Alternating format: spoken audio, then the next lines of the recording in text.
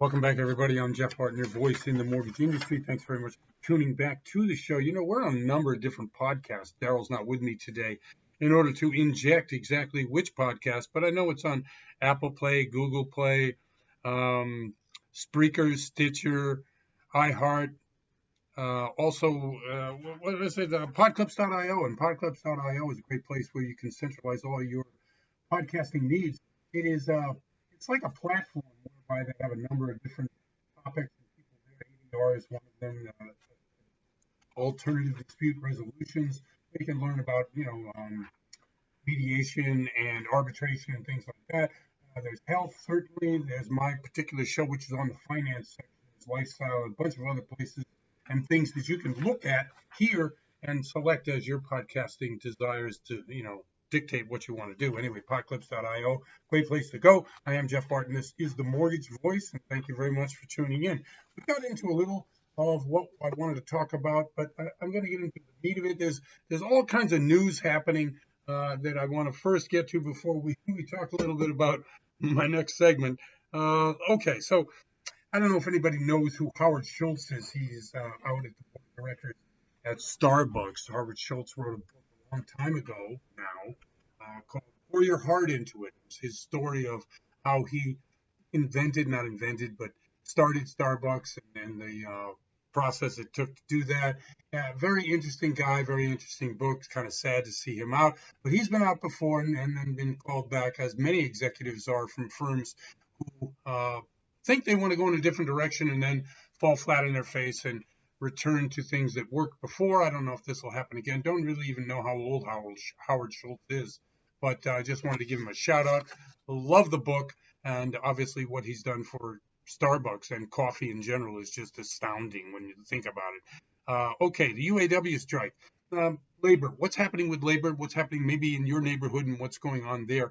In order to secure long-term contracts, labor market is flexing some muscles, right? We've seen it in UPS, we saw it at FedEx, we're seeing it with the Screen Actors Guild, the Writers Guild, and certainly we're going to see it here in the UAW, United Auto Workers. They are looking for some astounding, unbelievable raise in their particular hourly. I'm not quite sure what the exact hourly is, but it could be anywhere from $35 to $45 an hour. They want to really up it to more like $75, $80 an hour. That would mean that your particular car that you want to buy next year from the big three automakers is going to cost you some money. Now, one of the things that I think is always missing in these discussions, as it is in any line of work, where you have the owners of the company, the management, versus the workers of the company, the people who build the stuff. In the auto world, the revolution into electric cars and what that means actually to the auto worker.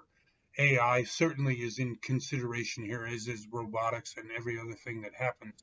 If you go to a Tesla factory and see that car being built, it's quite a bit different than going to a Ford or GM or some of the other car makers around the world who still rely upon fossil fuels, gasoline, obviously, to get around. The gasoline engine is expensive to build. It is. The electric motor is not expensive to build.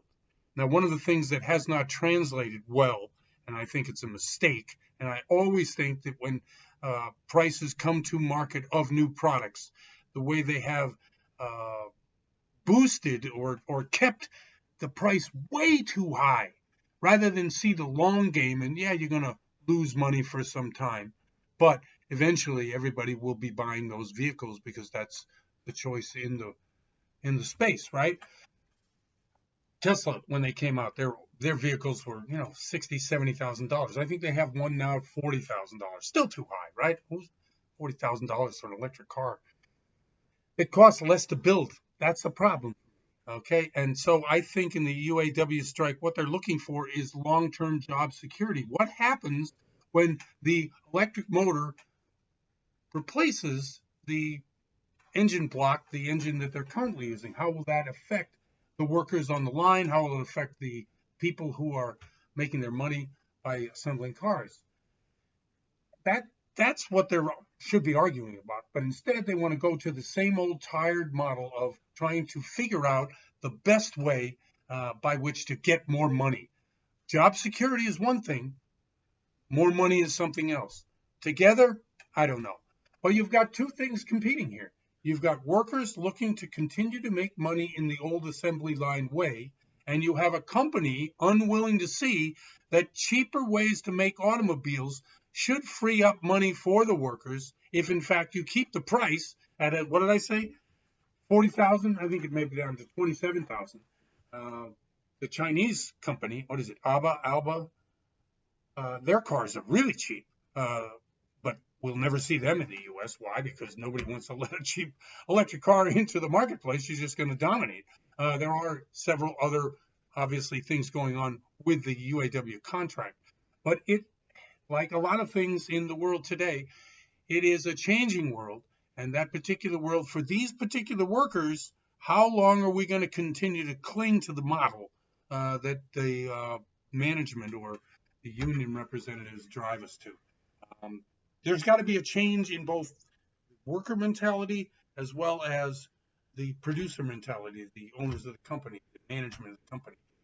The partnership that should be in place rather than again, we're going to go back to the gas thing again. We're going to talk about why gasoline prices are so high.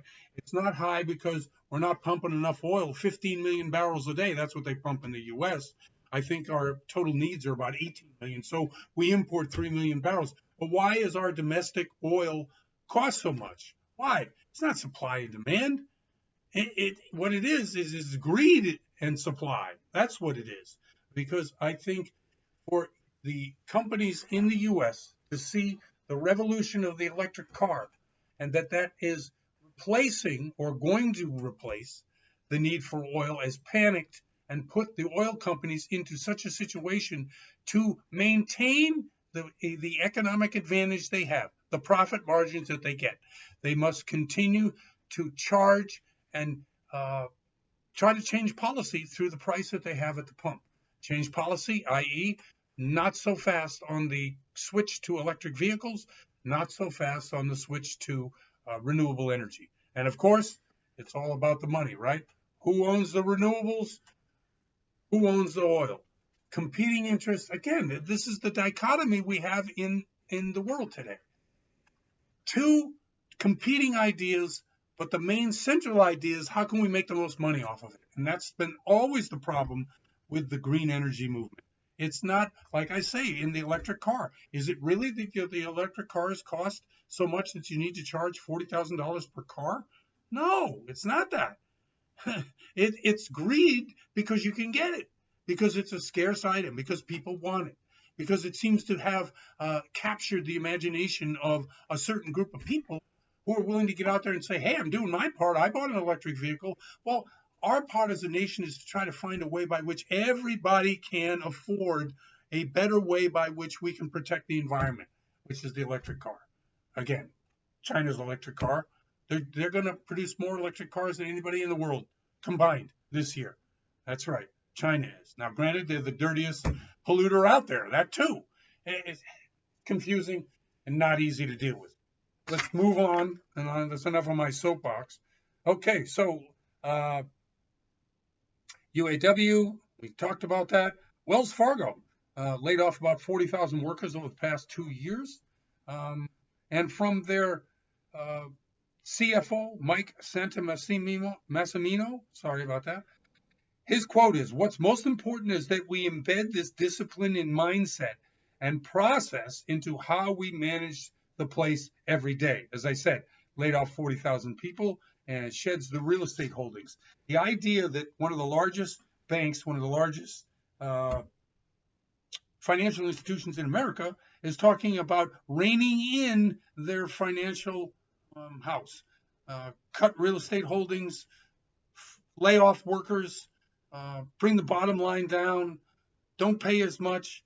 This is the information we're getting from banks. So when I talked earlier about the scarcity of funds in the mortgage marketplace and how that affects what the rates are and how you can get a loan, this is what I'm talking about.